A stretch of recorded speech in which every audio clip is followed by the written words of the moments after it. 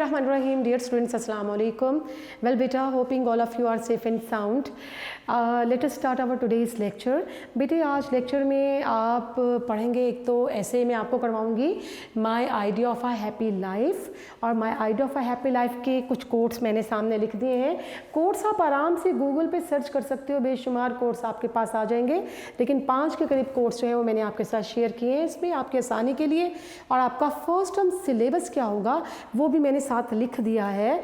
अगले पीरियड में भी एक दफ़ा रिपीट कर दिया जाएगा आपका यही सिलेबस. अभी भी आप इसको नोट डाउन कर सकते हैं. देखें आपके फर्स्ट टर्म सिलेबस में क्या चीज़ें शामिल हैं. Number 1 book 2 part 1. बुक 2 के 2 पार्ट्स हैं ना. फर्स्ट पार्ट में मॉडर्न प्रोज है, सेकंड पार्ट में हीरोज़ हैं. तो फर्स्ट पार्ट में हमने क्या करने थे, lesson number 1 to 5. Lesson number 1 to 5 अब तक आपके हो चुके हैं, आपने ये पढ़ लिए हैं. फिर इसी के पार्ट 2 में आप पढ़ रहे हैं लेसन 11 to 13. ठीक है जी, ये हीरोज़ हैं. तो लेसन 11, 12, 13 3 हीरोज़ हमने बुक 2 में से करना है. फिर नेक्स्ट पे आ जाइए, क्या चीज़ होगी टेक्स्ट में, नॉवल होगा. नॉवल में 1 to 9 चैप्टर शामिल हैं. 1 to 9 18 चैप्टर टोटल है नॉवल के. और फर्स्ट टर्म में हमें कितना करना है, 1 to 9. इसके बाद इडियम्स पे आ जाइए. इडियम्स आपके अल्फ़ाबेटिक ऑर्डर में जा रहे हैं. A to C हम लोग कर रहे हैं, आजकल C कर रहे हैं, C लेटर. तो ये A to E शामिल होंगे. A to E ये बनते हैं 1 to 153 इडियम्स. ठीक है जी. इसके बाद फ्रेजल वर्ब्स, ये भी इडियम्स की तरह से ही है. फ्रेजल वर्ब्स हमने करने हैं 1 to 130. ये अल्फ़ाबेटिक ऑर्डर में नहीं है. जब इडियम्स ख़त्म हो जाएंगे फिर हम फ्रेजल वर्ब्स करेंगे 1 to 30 फर्स्ट टर्म में. फिर एसेज हैं. एसेज आपके कितने शामिल हैं, 1 to 13 13 एसेज आपको करना है. आज नंबर 3 वाला ऐसे मैं आपको करवाऊंगी, क्योंकि आपका सारा टाइम लेक्चर जो है वो मैनेज्ड है कि टारगेटेड डेट तक आपको किस तरह से चीज़ें कवर करवाना है. फिर प्रेपोजिशन पढ़ेंगे इस दफ़ा आपको मैंने पेपर पैटर्न फर्स्ट लेक्चर में, सेकंड में भी डिटेल बताया था, और उसमें आपने देखा होगा ये सब चीज़ें हमें करना है. तो प्रेपोजिशंस हम करेंगे अपने नोट्स में से. प्रेपोजिशंस कितनी है, exercise number 1 to 11. 1 to 11 preposition exercises हैं, और यहाँ 1 to 3 भी लिखा हुआ है, यानी एडिशनल एक्सरसाइजेस भी हैं हमारे पास. एडिशनल 1 to 3 करेंगे. इसी तरह से करेक्शन ऑफ सेंटेंसेस है, इसकी भी उसी तरह से 1 to 11 नॉर्मल एक्सरसाइजेस और एडिशनल 1 to 3 एक्सरसाइजेस करेंगे करेक्शन ऑफ सेंटेंसेस की. फिर आपके पास ट्रांसलेशन पैसेज है, सॉल्व भी है, अनसॉल्व भी है. सॉल्व तो आपके पास सबके सब आंसर लिखे हुए हैं बुक के अंदर, ठीक है, सबके सब उसकी ट्रांसलेशन मौजूद है. अनसॉल्व हमें करना होंगे, यानी 1 to 33 सॉल्व पैसेज है और 1 to 12 अनसॉल्व पैसेज है. तो बेटे ये आपका पूरा सिलेबस है, इसको आप नोट डाउन करें. बुक 2 में से लेसन नंबर 1 to 5, फिर हीरोज़ में से 11 to 13. इसके बाद नॉवल में से 1 to 9 चैप्टर्स करेंगे हम, पहले 9 चैप्टर्स. फिर इडियम्स आपके A to E हैं. A to E अल्फ़ाबेटिक, ये 1 to 153 बनते हैं. फिर फ्रेजल वर्ब्स आपके हैं 1 to 130 तक. इसके बाद एसेज आपने 13 एसेज करने हैं. Prep 13 essays. प्रेपोजिशंस आपके शामिल हैं 1 to 11 एक्सरसाइजेस और 1, 2 and 3 एडिशनल एक्सरसाइजेस. फिर आपकी करेक्शन ऑफ सेंटेंसेस, COS क्या होगा, करेक्शन ऑफ सेंटेंसेस कितने शामिल हैं, 1 to 11 नॉर्मल एक्सरसाइजेस और 1, 2 and 3 एडिशनल एक्सरसाइजेस, ये यहाँ पर लिखा है. अब रह गए सिर्फ ट्रांसलेशन पैसेज. तो solve passage 1 to 33, unsolve passage 1 to 12. ये आपका टोटल लेसन है जी. बेटे आज idea of a happy life पढ़ना है, और ये आप सिलेबस आपका ऐसा ही लिखा रहेगा पूरे पीरियड में, ताकि आप इसको देख लें. अगर कोई चीज़ मिस हुई है तो आप नोट कर सकें. हाँ जी, 5 कोटेशंस मैंने लिख दी. My idea of a happy life, एक खुशगवार ज़िंदगी के बारे में मेरा ख्याल क्या है, खुशगवार ज़िंदगी के लिए क्या चाहिए. Number 1, if you want to live a happy life, if you want to live a happy life, comma, tie it to a goal, tie it to a goal, comma, not to people or objects. Tie it to a goal, comma, not to people or objects. Number 2, very little is needed, very little is needed to make a happy life. वो क्या चीज़ है little जो कि happy life के लिए ज़रूरत है? It is all within your self. It is, ये स्मॉल लेटर लिखेगा, it is all within your self, comma, in your way of thinking. यानी आपका जो वे ऑफ थिंकिंग है उससे आप अपने ज़िंदगी को खुशगवार बना सकते हो. Commas closed. Number 3, what ever you decide, कि आप जो भी करें, make sure it keeps you happy. तो इस चीज़ पर मेक श्योर होना चाहिए कि it keeps you happy. Number 4, the happiness of human beings, के इंसानों की जो खुशी है, consist in rectitude of mind. Rectitude क्या होता है? गुडनेस, अच्छाई को कहा जाता है. राइटियसनेस, अच्छाई को, रास्तबाजी को कहा जाता है. तो happiness, the happiness of human beings consist in rectitude of mind. कि रेक्टिट्यूड ऑफ माइंड, आपके जो माइंड की जो अच्छाई है वही आपको खुश रखेगी. Number last, the secret of being happy is in accepting where you stand in life and making the most out of everyday life. The secret of being happy, खुश रहने का राज किस में है? In accepting where you stand in life, कि जहाँ आप ज़िंदगी में मौजूद हैं उसी में अपने आप को खुश रखें. And making the most out of every day life, और आपकी जो एवरी डे लाइफ है, रोज़मर्रा की ज़िंदगी है, उसे बेहतरीन तरीके से यूटिलाइज़ करें. इसी में आपकी हैप्पीनेस का कॉन्सेप्ट जो है वो हमें दिखाई देता है. ठीक है बेटे, ये आपने पढ़ा. एक तो आपने नोट किया, सिलेबस फर्स्ट टर्म का लिखा हुआ है आपके सामने, वो आप उतार लीजिएगा. ये कोट्स अगर आप लिखना चाहो, अभी मैंने दोहरा दिए, आप इसको साथ पिक कर लो बेटे. ठीक है.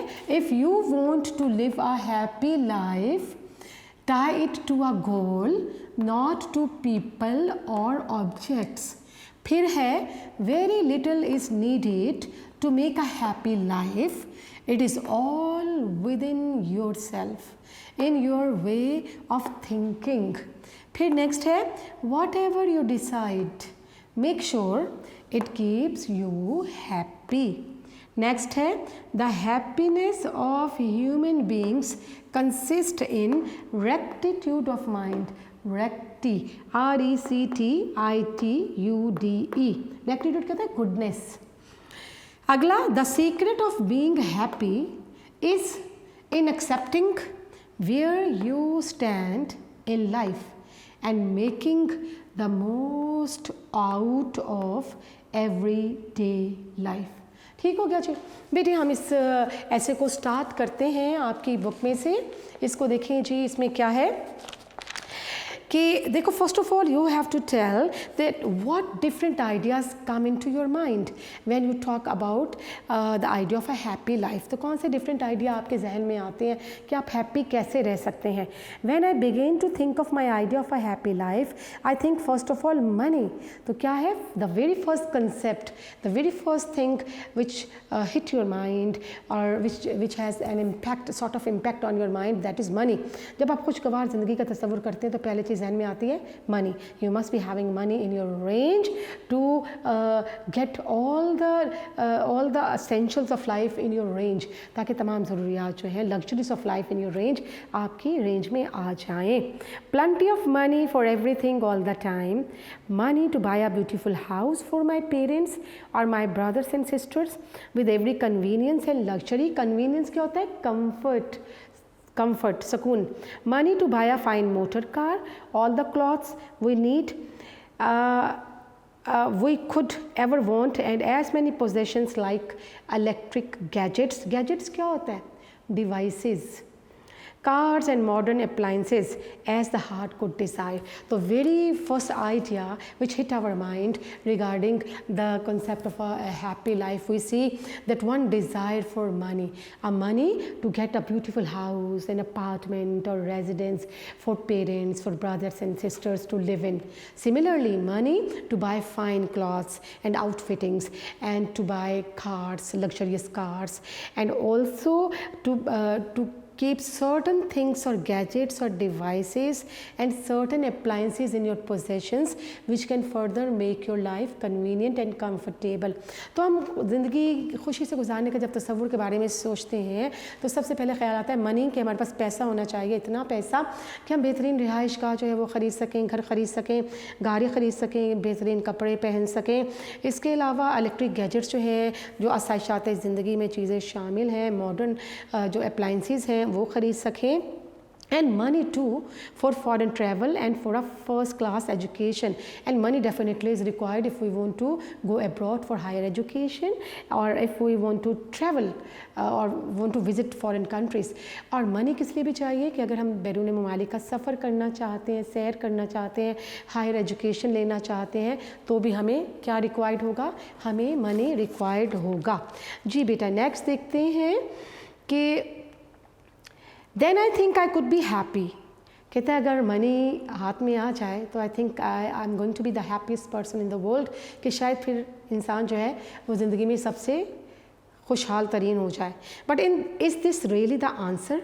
It is true that the possession of money contributes to comforts and easy living, but money in itself cannot create happiness. All right, he puts a question before us. He says that is it the answer to our question that if you have money in your hand you can purchase everything? Not possible at all, because money alone cannot purchase all the things or can create the real happiness for us. कि हकीकी तौर पर money जो है, जो पैसा है, ये हमारे लिए सही मानों में है, ये ज़िंदगी की तमाम तर कम्फर्ट्स जो है ये हमें नहीं दे सकता। मनी हमारे लिए खुशियाँ नहीं ख़रीद के ला सकता, और इसमें बहुत बड़ी सच्चाई मौजूद है। ठीक है जी, नेक्स्ट पैराग्राफ में आप एग्जाम्पल्स देंगे मुख्तलिफ लोगों का, the wealthiest people in the world, दुनिया के दौलतमंद तरीन लोगों का हवाला देंगे। Let us look at some of the world's richest people. Barbara Hutton, the Woolworths heiress, for example, was divorced several times and lived a most unhappy life. So here we are having an example of one of the richest or one of the wealthiest women in the world, but she had to lead a very miserable life. She got divorced 3 times in her life, and she couldn't lead a very comfortable life like that of an average or common person. कि वो इतनी यानी she was unfortunate in the sense that she saw many miseries in life. कि Barbara Hutton जो थी बहुत ही दौलतमंद खातून थी, लेकिन क्या है ज़िंदगी में बहुत सी तकलीफ़ का उसको सामना करना पड़ा। डाइवोर्स्ड, उसको 3 दफ़ा डाइवोर्स्ड हुई, और she led a very unhappy life indeed. There are many other rich people whose misery is much greater than that of those living with only enough money for the barest क्या होगा, only necessities of life. So we see many examples in our surroundings, so many people who are rich but they are supposed to lead a very, very regrettable or very miserable life. They do not find the real happiness in their life as compared to those who are not having sufficient amount to lead their life, yet they are contented with whatever they possess in their hand. हम देखते हैं हमारे गिरदोनवा में ऐसी कई मिसालें हैं कि बहुत से अमीर लोग हैं जो कि बहुत ही नाखुशगवार ज़िंदगी बसर कर रहे हैं और ज़िंदगी में तकालीफ और मसाइब नज़र आते हैं, जबकि बहुत से ऐसी हम्बल फैमिलीज़ हैं, पुअर फैमिलीज़ हैं, लेकिन कंटेंटेड फैमिली हैं। They are satisfied with whatever things they have in their possession, कि इन लोगों के पास जो भी इनके पोजेशन में इनके पास मौजूद है वो उससे राज़ी हैं, अल्लाह की रज़ा में राज़ी हैं और खुश हैं। और रिचेस्ट पीपल जो है उनके बरक्स जो है वो मसाइब की, परेशानियों की और टेंशन की, they face all the time depressions और tensions and they remain frustrated most of the time in their life. Rich people तो फ्रस्ट्रेटेड हैं, लेकिन जो पुअर पीपल हैं कंटेंटमेंट की वजह से बड़ी खुशगवार ज़िंदगी बसर कर रहे थे।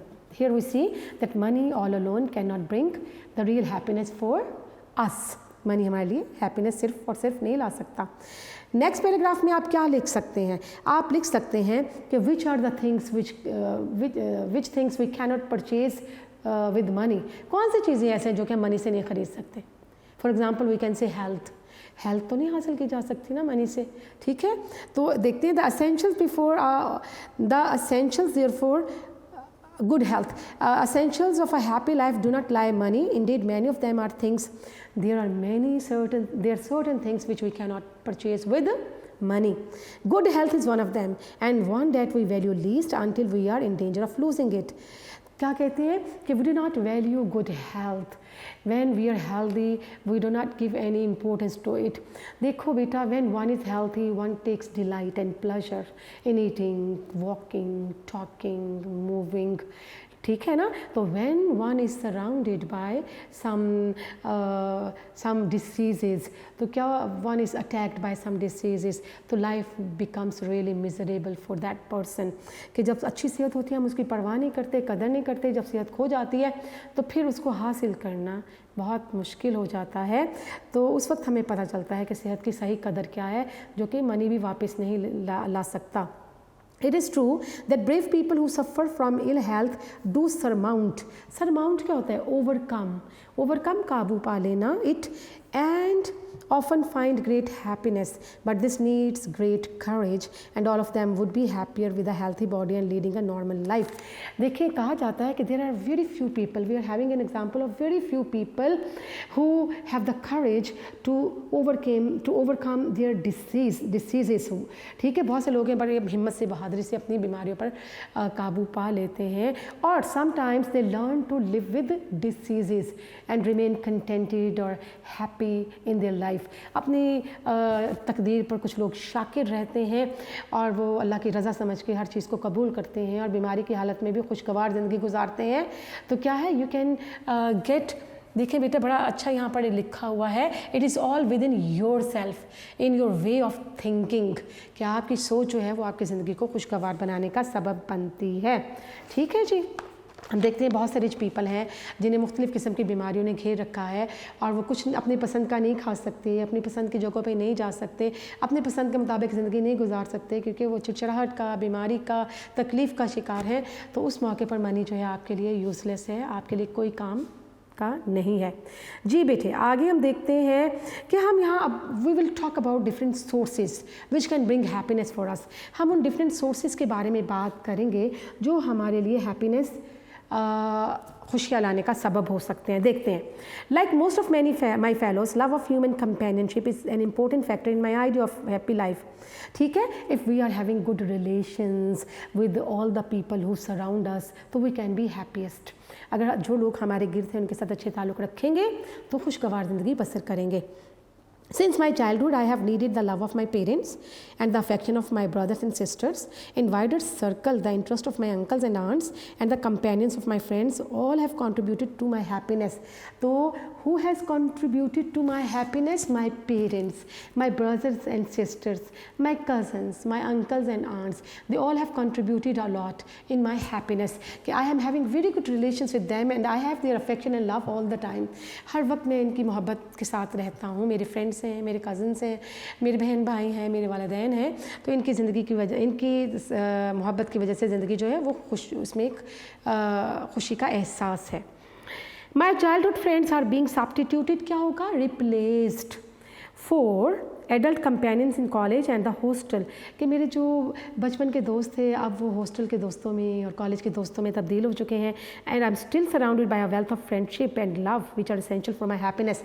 और अभी भी मुझे मेरे दोस्तों ने, मेरी खुशियों ने घेर रखा है। And here lies the true concept of happiness कि I am all the time surrounded by the people who are very loving, very caring, very cooperative and very helping towards me. ठीक है, तो ये खुशी का इंसार किस पे है, to developing good relations with other people. फिर एक और चीज़ हम देखते हैं कि What else contribute in your happiness? और क्या चीज़ आपकी हैप्पीनेस का बायस बन सकती है? वो क्या हो सकते हैं? वो आपका गोल और ऑब्जेक्टिव हो सकते हैं, आपका मकसद हयात जिसको परस्यू करने के लिए आप जुस्तजू करें, दिलो जान से एफर्ट करें. I am now studying to be a doctor. This has always been my dream. Here again, it is essential to my happiness to be trained to do an interesting, worthwhile job that absorbs all one's working attention. ठीक है, and provides an outlet for one's abilities and energies. अब क्या है कि I have a desire, I have my own objectives and goals which keep me happy. I have a desire to become a doctor. I want to redress the pains and sufferings of the people by becoming a doctor, and I am utilizing all my energies. I am diverting all my energies towards getting my goal. तो ये क्या है? This effort keeps me happy. मैं doctor बनना चाहता हूँ, मरीज़ों की मदद करना चाहता हूँ, दुनिया से मसाइब और तकालीफ कम करना चाहता हूँ, दूर करना चाहता हूँ. तो मैं इसके लिए बड़ी एफ़र्ट कर रहा हूँ, अपने एनर्जीज लगा रहा हूँ. तो ये सब चीज़ें भी क्या हैं? ये सब चीज़ें मेरी खुशी का बायस है. Here lies the real concept of my happiness. फिर देखते हैं और क्या चीज़ खुशी का बायस हो सकती है. I like sports of all kinds, particularly cricket and swimming, and my idea of a happy life would include time and opportunity for these pursuits. अब क्या है कि I love cricket, football or whatever game you are interested in, and apart from that I like swimming. तो ये सारी चीज़ें मुझे बहुत पसंद है, and these are again a source of pleasure and delight for me. ये मेरे लिए खुशी का सबब है. I would also include time for reading and for all my leisure activities and hobbies. इसके अलावा मेरी हॉबीज़ जो है वो मेरे लिए खुशी का बायस है. इसके अलावा I get pleasure out of reading. Reading मेरे लिए बहुत प्लेजर का बायस है. तो ये भी सब चीज़ें मेरी खुशगवार ज़िंदगी में अहम किरदार अदा करती हैं. फिर एक और चीज़ है, public service has always interested me and I would want to take some part in public life. तो क्या है कि I like to serve people whom I find facing any sort of difficulty, and this public service keeps me alive. ठीक है, मैं लोगों की खिदमत करता हूँ, उनके काम आता हूँ किसी ना किसी तरीके से, और ये चीज़ भी मुझे इनर सेटिस्फेक्शन, स्पिरिचुअल हैप्पीनेस पहुँचाने का सबब है. फिर हम इसके कंक्लूजन की तरफ आते हैं. ये मुख्तलिफ सोर्सेज आपने बता दिए. These were the sources of providing you with happiness. ये सब आपके पास लिखे हुए हैं ऐसे इसके अंदर. नेक्स्ट देखते हैं. It is said that happiness is the most elusive and evasive thing of all. देखो, elusive and evasive same meaning होते हैं इनके. मतलब क्या है इसका? हार्ड टू फाइंड, कि इनका मानी मुश्किल से समझ आता है. एम्बिगुअस, जो आसानी से समझा नहीं जा सकता. तो ये जो कंसेप्ट ऑफ हैप्पीनेस है, ये कैसा कंसेप्ट है which we can not understand easily. Indeed, cynics क्या होता है? The critics, जो तनकीद निगार होते हैं. Critics have remarked that a man can only be truly happy when he is dead. Cynic क्या कहते हैं? यानी they are pessimist. Pessimist कौन होते हैं? One who sees the dark side of things, जो चीज़ों की dark side, तारीख पहलू को देखता है. वो क्या कहते हैं कि one can truly be happy when one dies. कि जब मर जाएंगे तो यानी व्हेन ही इज़ डेड, कि इंसान जब मर जाएगा तभी शायद खुशी में उसको मैसर आएगी. The world would indeed be a miserable place if this were so. लेकिन क्या कहते हैं हम ये कहते हैं we remain to be optimistic. हमें बड़ा पॉजिटिव होना चाहिए, ऑप्टिमिस्टिक होना चाहिए. देखो, अगर ऐसा होता कि मरने के बाद ही खुशी मिलती, इफ़ इट वर सो, तो world would have been a very miserable place to live in. तो दुनिया बड़ी तकलीफ़ की जगह होती, क्योंकि यहाँ पर people they have their own sources, their own ways to lead their life happily. लोगों के अपने ही तरीक़ेकार हैं ज़िंदगी को खुशगवार तरीके से गुजारने के लिए. But unfortunately the majority of us find more happiness than unhappiness in our lives. कि हमें अपनी ज़िंदगी में बहुत ज़्यादा हैप्पीनेस नज़र आती है. बहुत से लोग ऐसे हैं who love to lead their life in under happy concepts. The secret of happiness perhaps lies, ये this is the key sentence. Conclusion में key sentence क्या है? The secret of happiness perhaps lies in wanting the right things first, in working hard, in giving more than in receiving, so that eventually we are able to achieve it. So the real concept of happiness lies in giving then receiving. दो लोगों की खिदमत करने में है, बजाय इसके कि उनसे कुछ लिया जाए. और in hard working, in working very hard, मेहनत में है खुशी का एक तस्वुर. और इन डूइंग और completing right things on right time, right time पे सही काम करने में भी खुशी का एक कॉन्सेप्ट शामिल होता है. And only then we can remain happy in this world if we follow these golden principles। कि अगर इन गोल्डन प्रिंसिपल्स पे अमल करेंगे तो फिर ही हम सही मानों में ज़िंदगी जो है वो पुरलुत्फ़ अंदाज में गुजार सकेंगे। जी बेटे, ये आपको बात अच्छी तरह से समझ में आ गई और इस चीज़ को जो है जहन में आप बिठा लीजिएगा कि हमें इसमें बहुत अच्छे तरीके से बताया गया है कि आइडिया ऑफ हैप्पी लाइफ क्या है, इसको डिफ़ाइन किया गया है और फिर बताया गया क्या चीज़ें हैं जो किन चीज़ों में हम समझते हैं कि आइडिया ऑफ हैप्पी लाइफ लाई करता है और क्या मनी जो है वो तमाम चीज़ें कंफर्ट्स हमारे लिए ला सकता है ज़िंदगी की, नहीं ला सकता है। ठीक है, तो इसके लिए क्या है कि अगर हमें स्पिरिचुअल हैप्पीनेस चाहिए, इनर पीस ऑफ माइंड चाहिए, तो उसके लिए हमारी जो पॉजिटिव एक्टिविटीज़ हैं, जो राइटियस वे है उस पर चलना, जो राइट वे है और to distinguish between right and wrong, ये सारी चीज़ें जो है मिलकर हमारी जो पॉजिटिव थिंकिंग है और हमारा जो ऑप्टिमिस्टिक वे ऑफ लाइफ है, ये हमें all this things keep us happy and alive, ये सारी चीज़ें हमें खुश रखती हैं। हमारे गुड रिलेशंस, हमारा अपने टारगेट्स और टारगेट्स के साथ हमारी वाबस्तगी और उसके लिए उसकी अटेनमेंट के लिए हमारी काविशें और लोगों की खिदमत का जज्बा, ये सब चीज़ें हमें ज़िंदा रखती हैं, हमें जहनी तौर पर, रूहानी तौर पर मुतमईन रखती हैं। And here lies the true concept of happy life in giving more than receiving, in working really very hard and also in serving the other human fellows. Only then we can remain happy forever. सिर्फ इसी तरह से हम हमेशा के लिए खुश रह सकते हैं।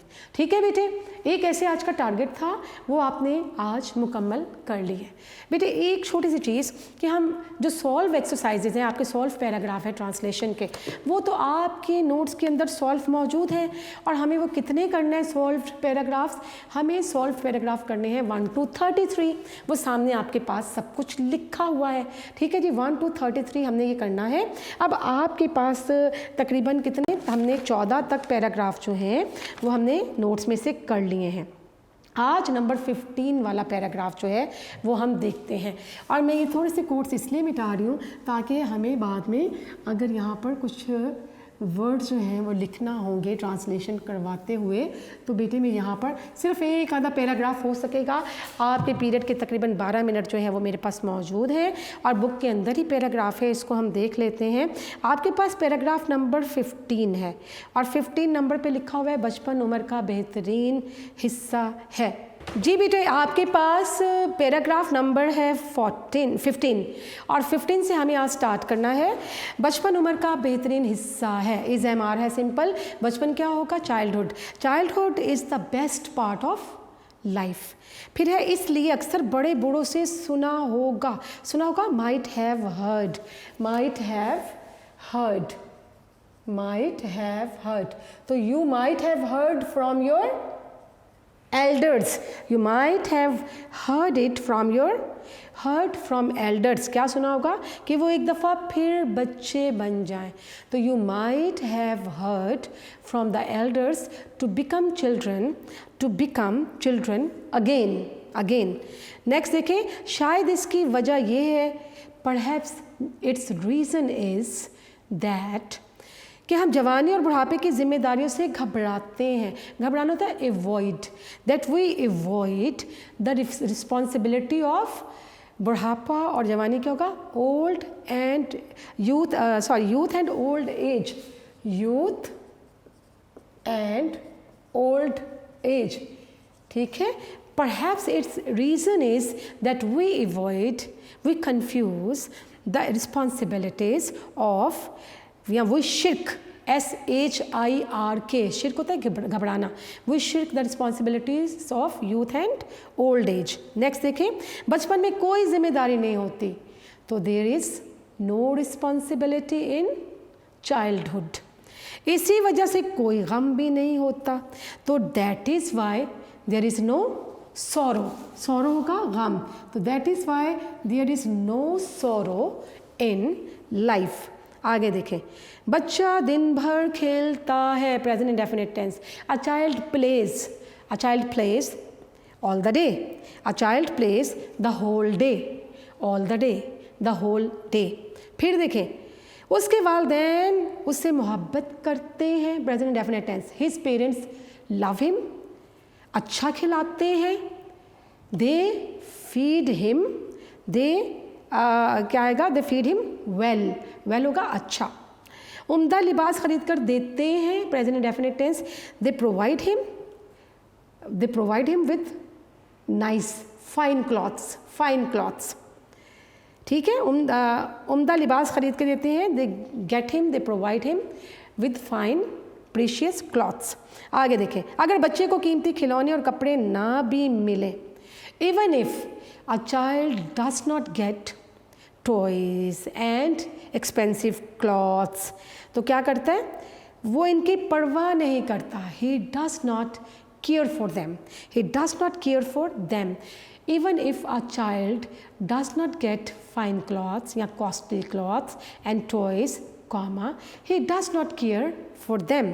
आगे देखें, उसके लिए ज़िंदगी अज़ खुद होता है itself, एक खिलौना है, is MR. Life itself is a toy for him. आगे देखें, वो हर चीज़ में एक नयापन पाता है, finds, present indefinite tense, newness होगा, नयापन, he finds newness in everything, ये आपके पास सब लिखा होगा इसमें। आगे देखें, लेकिन जब बच्चा जवानी में कदम रखता है, but when a child enters in, जवानी क्या होगा, adulthood, but when a child enters in adulthood, तो चीज़ों का नयापन ख़त्म हो जाता है, the newness of the things, चीज़ों का नयापन, और वैनिशेस, ख़त्म हो जाता है, प्रेजेंट इंडेफिनिट टेंस।